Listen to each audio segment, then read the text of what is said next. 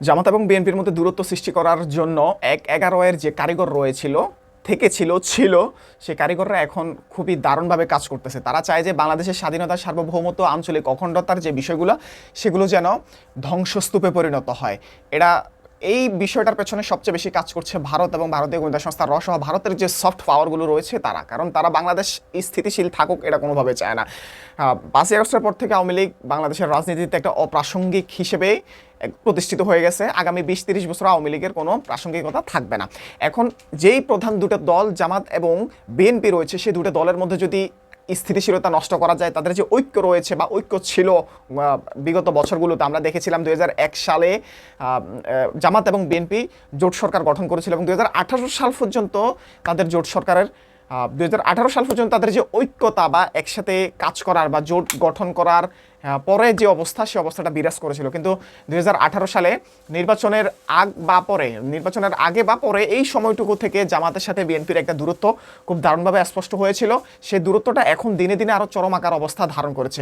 আপনি যদি দেখেন আওয়ামী লীগের যেসব বয়ানগুলো জামাতের বিপক্ষে ছিল, সেসব বয়ানগুলো এখন জামাতের বিপক্ষেই ব্যবহার করতেছে বিএনপি। অথচ এক সময়ের মিত্র ছিল এই জামাতের সাথে একসাথে খাইছে, একসাথে ঘুমাইছে, একসাথে সব কিছু করছে, একসাথে সরকার পরিচালনা করেছে, দেশ পরিচালনা করেছে। সেই জামাতকে তখন রাজাকার মনে হয় না, পাকিস্তানি মনে হয় নাই। কিন্তু এখন নতুন করে ৫ই আগস্টের পর থেকে যেই সময়টাতে বাংলাদেশের রাজনীতি সবচেয়ে স্থিতিশীল থাকার কথা, একটা অগ্রগতি বা উন্নতির দিকে যাওয়ার কথা, সেই সময়টাতে বিএনপির মনে হচ্ছে যে জামাত আপনার হচ্ছে পাকিস্তানি রাজাকার, মুক্তিযুদ্ধ বিরোধী, হ্যান-ত্যান। কিন্তু যখন ২০০১ থেকে ২০১৮ সাল পর্যন্ত একসাথে জোটবদ্ধ ছিল, তখন বিষয়টা মনে হয় নাই।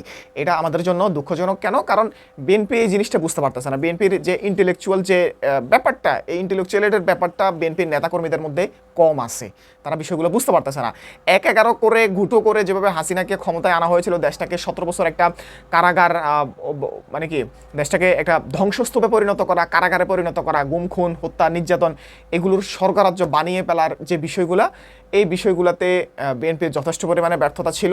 এবং বিএনপি আসলে তাদের যে ইন্টেলেকচুয়ালের ব্যাপারটা, যেটা আমি বলছি, সে ব্যাপারটা কম থাকার কারণে, তাদের দূরদর্শিতা কম থাকার কারণে জামাতের সাথে তারা নিজেদেরকে দূরত্ব বা শত্রুতে পরিণত করেছে, যেটা বাংলাদেশের আঞ্চলিক অখণ্ডতা, স্বাধীনতা, সার্বভৌমত্বের জন্য অত্যন্ত ক্ষতিকর এবং আমাদের আগামীর রাজনীতি বা দেশের অর্থনীতি বলেন সব কিছুর জন্য ক্ষতিকর।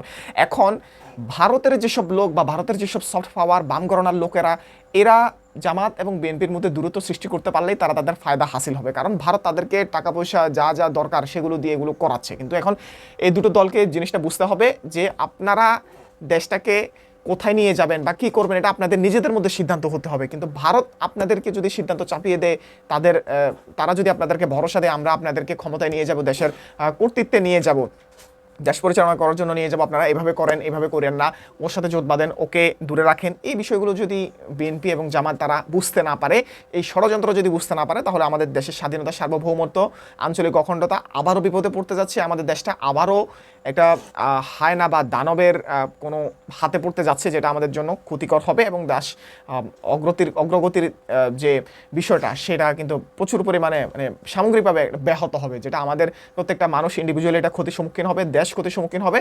তো এখন বিএনপি এবং জামাতকে চিন্তা করতে হবে যে আপনার দেশকে আপনি কিভাবে রক্ষা করবেন। দেশের যেহেতু বিশাল পরিমাণে শত্রু রয়েছে, সেই শত্রুর হাত থেকে কীভাবে আপনার দেশটাকে বাঁচাবেন, সেই বিষয়টার জন্য জামাত এবং বিএনপিকে একসাথে বসতে হবে। যেসব বিষয় নিয়ে দ্বন্দ্ব আছে সেগুলোকে সমাধান করতে হবে।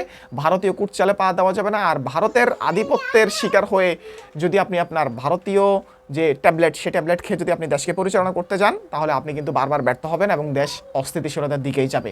তো তাদের দুই পক্ষেরই উচিত, দোনো দলেরই উচিত সমঝোতা করে দেশকে একটা উন্নতির জায়গায় নিয়ে যাওয়া, সমঝোতায় পৌঁছানো, নির্বাচন কিভাবে হওয়া উচিত, কিভাবে করলে ভালো হয়, কিভাবে দেশের উন্নতি হয়, সেভাবেই কাজ করা। যদি তারা ভারতীয় ট্যাবলেট খেয়ে এক পক্ষ আরেক পক্ষকে ব্লেম দেয়, গালিগালাজ করে, দূরত্ব তৈরি করে, এটা দেশের জন্য ক্ষতিকর হবে। যাই হোক, আজকের মতো এখানে শেষ করছি। ভালো থাকবেন। আসসালামু আলাইকুম।